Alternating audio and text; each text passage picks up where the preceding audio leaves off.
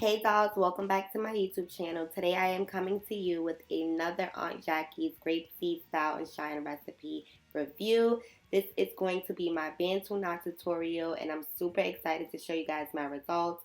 Make sure that you stay tuned. Right now I'm shampooing my hair.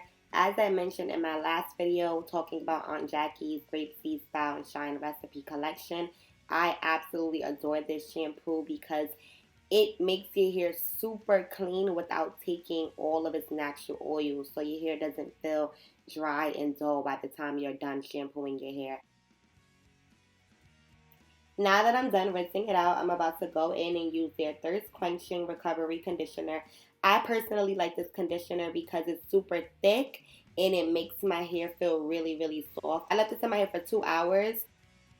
If you're looking for a conditioner that's going to make your hair feel really soft, then definitely give this a try. I'm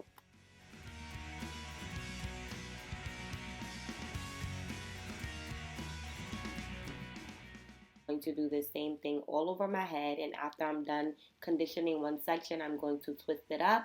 And then for this video, I decided to just do 2 twists while I was deep conditioning.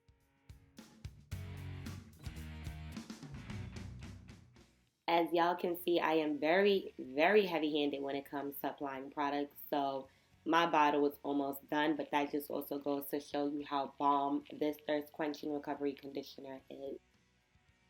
I'm about to blow dry it to get ready to style.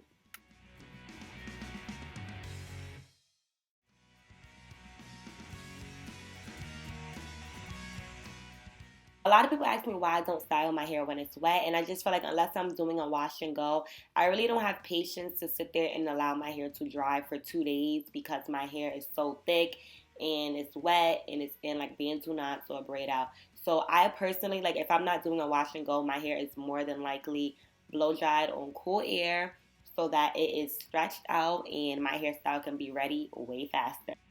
For my Bantu knots, I'm using the Glossy Curling Jelly. I really like the hold that it gave my curls when I did the Flexi Rod set, as well as the shine that it gave my hair. So I decided to use this product for my Bantu knots. Alright, here is 3 tips, because I feel like with Bantu knots, you either get it really good or it looks really bad. So my tips that's been helping me get my Bantu knots to come out, pretty good every time is make sure that you comb your hair because you cannot do Bantu knots on your hair if it's not combed through properly. Use a curling jelly or any type of product that is going to make your curls more enhanced, which is going to be good for definition, and do it tight enough to where it will hold and not unravel at night. Thank me later.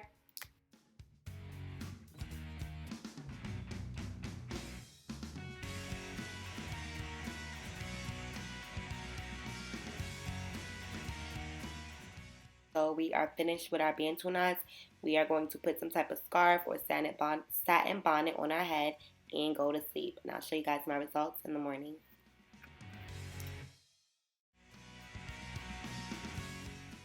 Alright, y'all. So I am about to unravel my Bantu knots.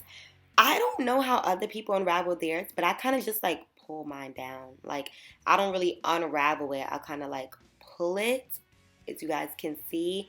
And then I'm going to separate it just because I don't like that look where your curls are not separated. I love volume. I love for my hair to look big. So I separated it, used my wide tooth comb, which I didn't get to record, but to just fluff out my roots. And then this is my finished look. I hope that you guys enjoyed my Bantu knot tutorial and wash day routine using Aunt Jackie's grapeseed style and shine recipe collection. Make sure that you like, comment, subscribe, and I'll see you soon. Mwah.